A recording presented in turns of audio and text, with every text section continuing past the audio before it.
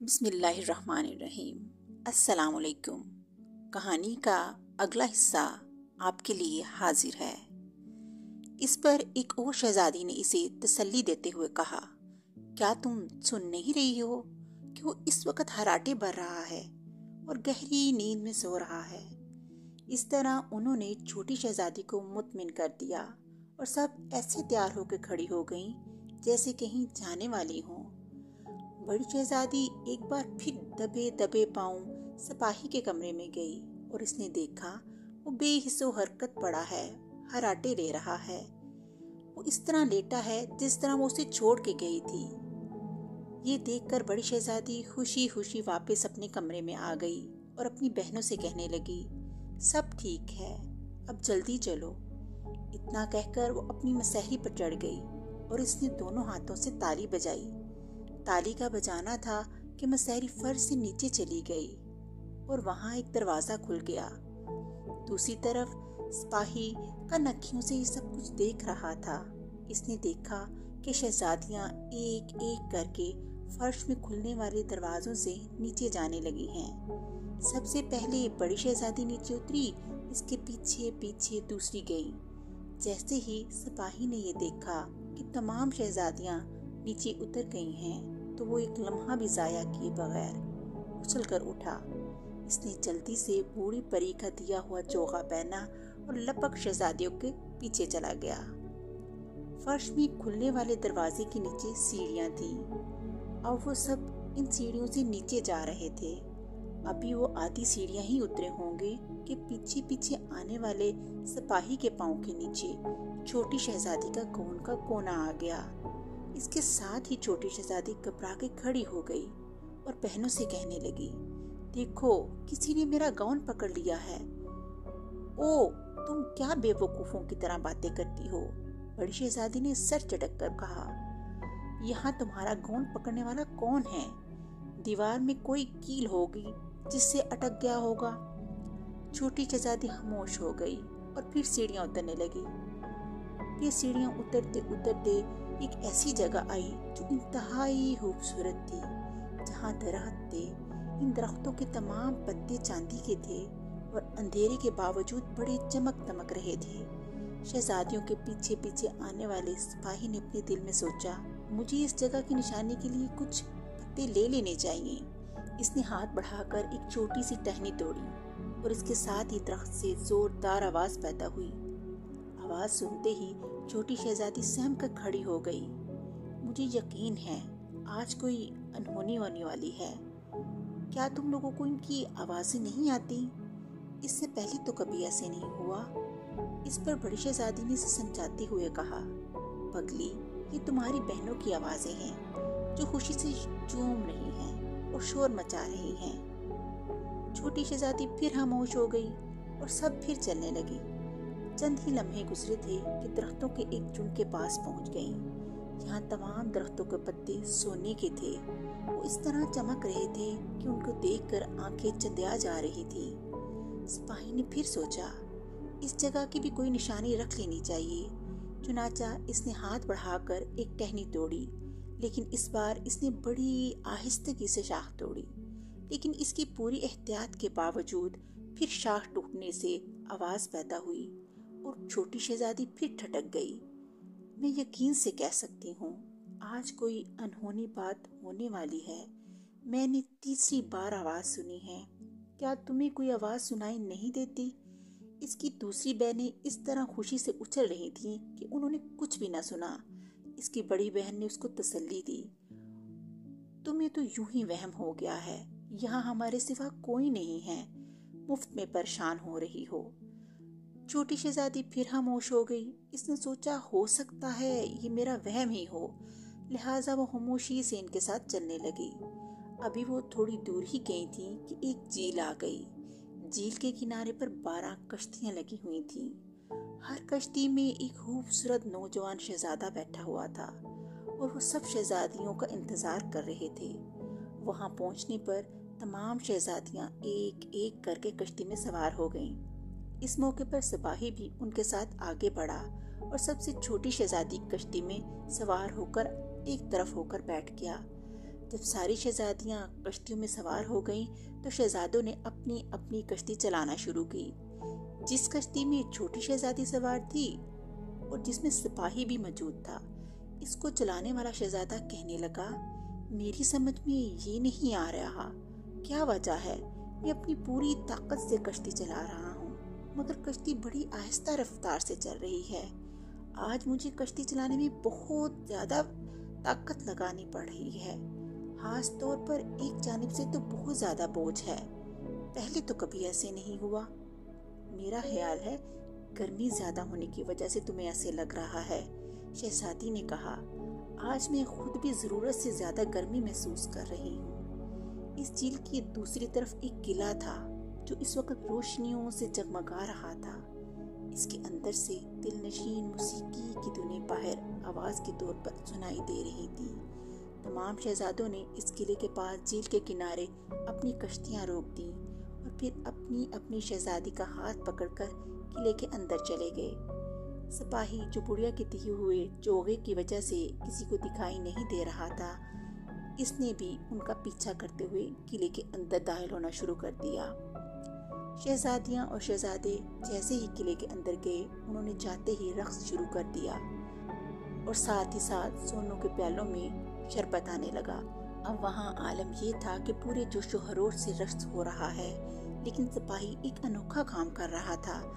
جب کسی شہزادی کے لیے شربت کا پیالہ آتا تو وہ خاموشی سے اس کو خالی کر دیتا۔ چنانچہ جب بھی کوئی شہزادی رقص کرتے ہوئے وہ شربت پینے کی کوشش کرتی تو وہ پیالہ خالی پاتی۔ دوسری شہزادیوں نے اس بات کو نوٹ نہ کیا، لیکن چھوٹی شہزادی یہ دیکھ کر پریشان ہو گئی۔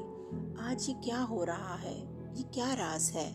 مگر اس وقت تمام شہزادے اور شہزادیاں دیوانوں کی طرح رقص کیے جا رہے تھے۔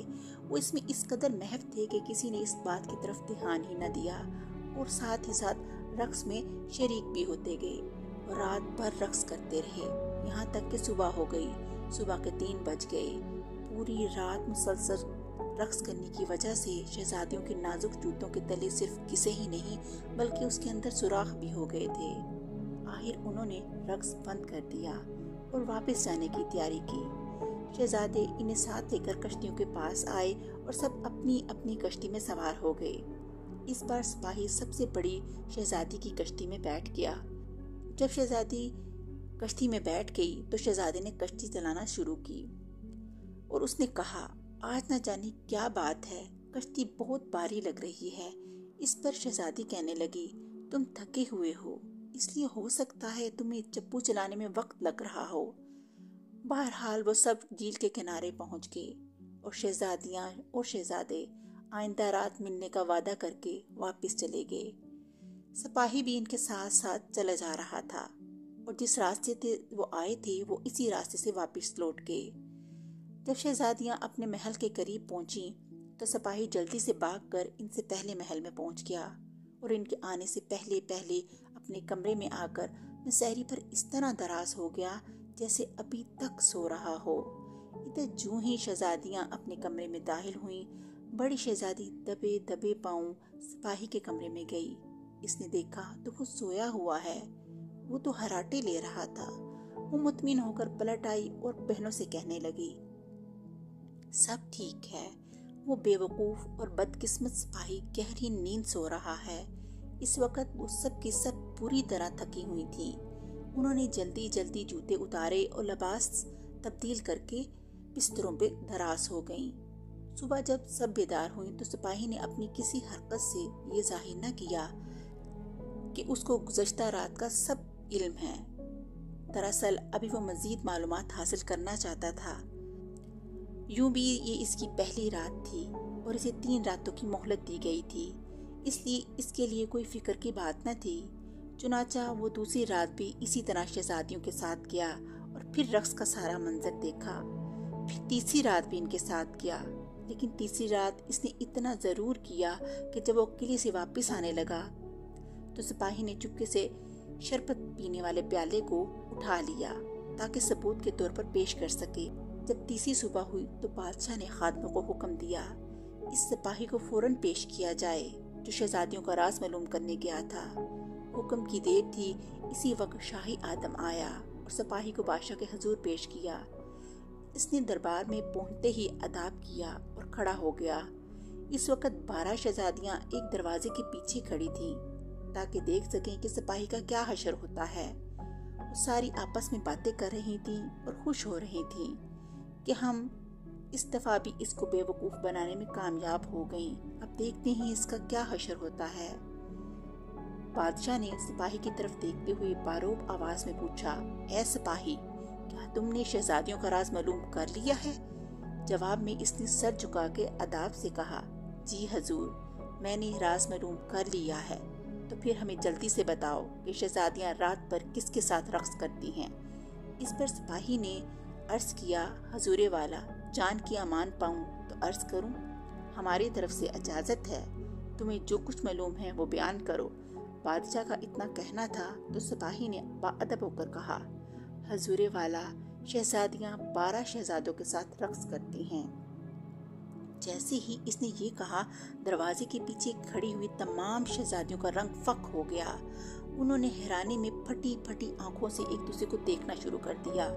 इनकी समझ में ये नहीं आ रहा था कि इस सिपाही को ये सब कुछ कैसे मालूम हुआ। इधर बादशाह भी इसकी बात सुनकर हक्का बक्का होकर देख रहा था।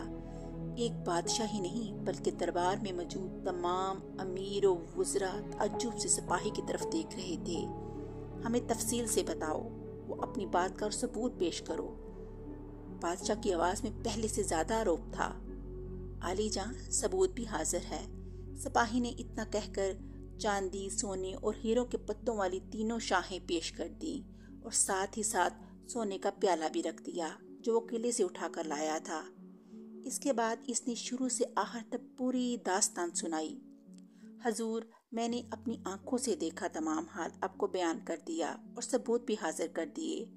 सिपाही की कहानी सुनकर थोड़ी देर के लिए बादशाह तो फक हो गया और बादशाह की समझ में कुछ ना आया।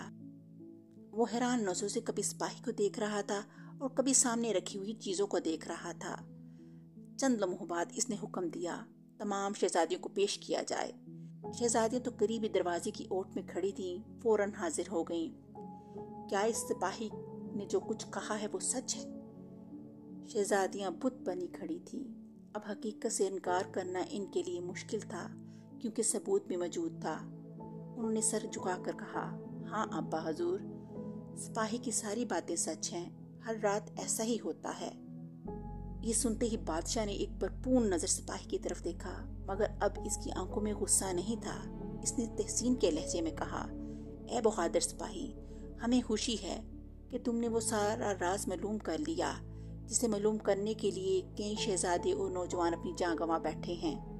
इतना कहकर वो लम्हा के लिए रुका और फिर बोला, शहजादियों, मुझे बताओ तुम ऐसा क्यों करती थी? इसमें से बड़ी शहजादी ने कहा, अब्बा हजूर, हमारे कमरे में रोज रात को एक जालिम परी आती है। उसने हम पर एक जादू कर रखा है। जब भी हम रात को अपने कमरे में जाती हैं तो वो हमारे दिमाग को अपने काबू में कर लेती है। हम वही करती हैं जो वो कहती है और वही हमें ये सब कुछ करने पर मजबूर करती है।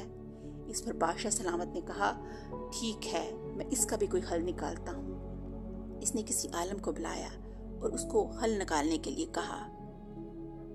इतना कहकर वो लम्हा के लिए रुक गया, फिर बोला, सिपाही, तुम 12 शहजादियों में से जिसे चाहो पसंद कर सकते हो, इससे तुम्हारी शादी कर दी जाएगी। जवाब में सिपाही ने अर्ज किया, हजूरे वाला, मैं चूंकि नौजवानी की उम्र से गुजर चुका हूँ, इसलिए सबसे बड़ी शहजादी मेरे लिए मुनासिब रहेगी। जैसी तुम्हारी पसंद, हमें मंजूर है। चुनाचा इस रोज सिपाही की बड़ी शहजादी से शादी हो गई और इसके साथ ही बादशाह ने अपनी मसीहत का ऐलान कर दिया। हमारी वफात के बाद यही हमारे तख्त का मालिक होगा। जहाँ तक बाकी शहजादियों का ताल्लुक है, चूँकि उन्होंने हमें पहले नहीं बताया था, तो उनको सज़ा के तौर पर उतनी रातों जितनी रात उन्होंने रक्स किया था कैद बंद कर दिया जाएगा। इस तरह कहानी का अख्ताम हो गया। मेरी कहानी अच्छी लगी हो तो कमेंट्स बॉक्स में अपने कमेंट्स ज़रूर दीजिएगा। मेरे चैनल को सब्सक्राइब कर लें और शेयर कर लें और बेल आइकन को भी प्रेस कर लें। शुक्रिया।